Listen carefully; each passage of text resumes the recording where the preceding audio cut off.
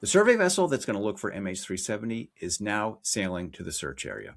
Hey everybody, Jeff Wise back with you. Today is Wednesday, December 17th, and the Ocean Infinity ship Armada 8605 has left port and is right now steaming towards the remote area of the southern Indian Ocean, where search officials believe that the missing Malaysian airliner plummeted into the sea nearly 12 years ago.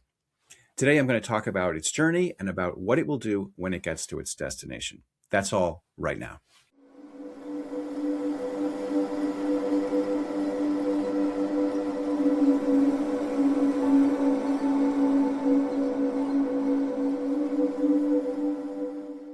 Welcome to another episode of Finding MH370, the podcast where we explore in detail the full range of technical evidence in order to solve aviation's greatest mystery. Now, in our last episode 2 weeks ago, we talked about how the ship that everyone suspected was going to be tasked with looking for the plane, Armada 8605, was working on a project in the Philippines looking for historical shipwrecks. Well, it wrapped up that work on December 3rd. It docked at the port of Legazpi in southern Luzon. Presumably, it did that resupplying and refueling that we knew that it had to do.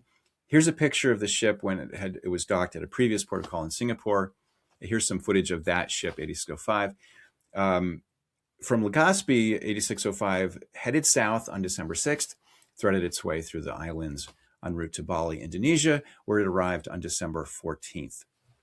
Now, it spent less than 24 hours in port there, implying that it may just have been taken on a key member of the crew or perhaps some piece of equipment, not a full resupply, and then it headed back out to sea. It didn't get very far. On December 16th, it was about 200 nautical miles offshore. It stopped and began moving in a manner characteristic of launching AUVs. We're familiar with that kind of zigzag pattern where it deploys and then takes up AUVs. Now, to be clear, there's nothing particularly of interest in this area, but we've seen similar behavior like this before. As Kevin Rupp pointed out in a tweet yesterday, we saw this exact same thing after the ship that conducted the previous phase of the search. That was Armada 7806, when it left port in Mauritius on its way to carry out the search this past March. I think it's reasonable to assume that the crew wants to be absolutely sure that everything's in good working order before they sail, thousands of miles out into the middle of the empty ocean. Once you're out there, if you realize, oh boy, oh no, I left my only screwdriver back in port, you've got a big problem on your hands. So they'll make sure everything's okay. Earlier today, Kevin Rupp reported that the ship has started moving again. According to Big Ocean Data, that's the company that provides him with his information, the ship is moving on a heading of 210 degrees at around 7 knots, 6.9 knots to be precise. So it's basically making pretty much a beeline for the area where they left off searching in March. It's a distance of 1,800 nautical miles, so 258 hours or just under 11 days. Now, assuming they keep at it, keep doing what they're doing right now, they'll arrive by my math on the 28th. So actually a bit early for the announced resumption of the search on December 30th. Okay, we've talked in previous episodes about where exactly on the seabed they're likely to scan. If you're interested in reviewing that, you can find a link to that episode right here. Today, I want to talk about what exactly they're going to do when they get on station. Now, the technology that they're going to use is the Hugin 6000 Autonomous Underwater Vehicle, or AUV. It's a robot sub. It can dive to a depth of 6,000 meters or nearly 4 miles. The Armada 86 series of ships is state-of-the-art. It's the latest technology. The ship was just built this year. It's designed to work very efficiently. It can even operate without a human crew, but it is not really optimized for this kind of work. Unlike the ship that carried out the original Ocean Infinity search in 2018, seen here, it doesn't have dedicated facilities for launching and retrieving AUVs. Instead, it has these detachable garage-looking things called containerized sheds that they go on the back of the ship, and they have been attached to 8605 so that it can carry out this work. There are 3 sheds to house the 3 AUVs, and even though these all look the same, they all look like sort of orange torpedoes, they have different technology inside them.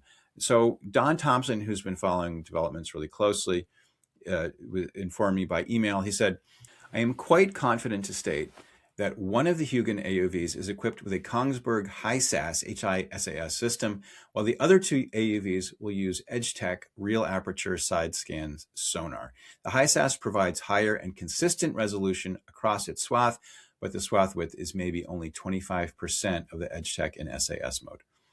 So remember, these three AUVs operate autonomously. They're quite clever. They can coordinate their behavior to take advantage of the relative strengths that each has to search as efficiently as possible. And they don't just have sonar, although that's what we've been hearing mostly about. These AUVs also have cameras that can take color images and magnetometers that can detect anomalies, like if there's a huge hunk of metal, like an engine, for instance, it can detect that. They can operate for up to 50 hours before they have to return to the surface, when they do, a detachable nose cone comes off. It's connected to the rest of the main body with a cable. And so the crew on board on the ship has to either throw a grappling hook or shoot it out of a compressed air gun. The trick is to snag that cable so that when the AUV can then be hauled nose first onto what's called a stinger, which is basically a retractable ramp, and it's raised onto a shed where a data cable can be attached and all that information can be downloaded. So what if they do that? They look at the data and they find the plane. There it is on the seabed. That will undoubtedly be an extremely exciting moment. But the mystery won't be solved yet. In order to figure out exactly what happened to the plane, they're going to have to retrieve the black boxes, the flight data recorder and the cockpit voice recorder. And that's not something that the search vessel currently has the capability to do. The AUVs it deploys can look, but they can't touch.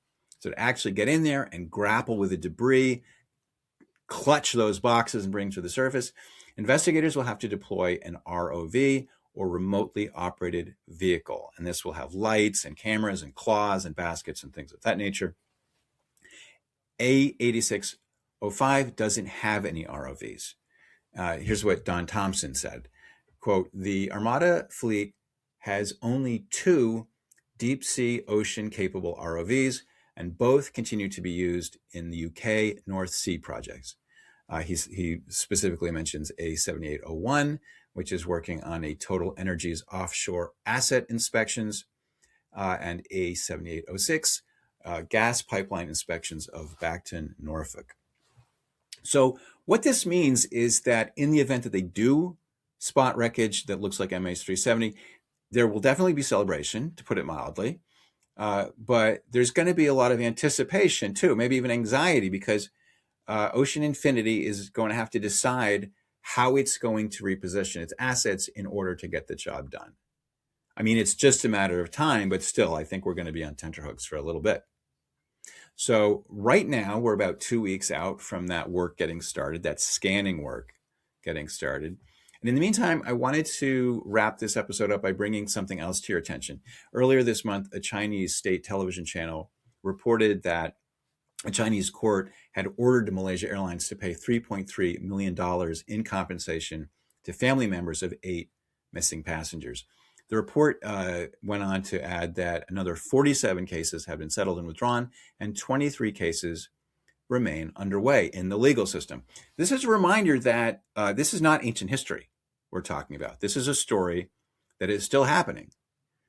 Okay, that's all I have for you just now. A reminder that if you have questions or insights you'd like to share, you can leave them as a comment here or at the show page, Finding MH370, where you can also sign up for a free newsletter that goes out with each episode. You can also sign up for a paid membership, which is a huge help in keeping this podcast going and is greatly, greatly, greatly appreciated. I'll be back soon with more developments about the restart of the seabed search. Until then, this is Jeff Wise saying, see you next time.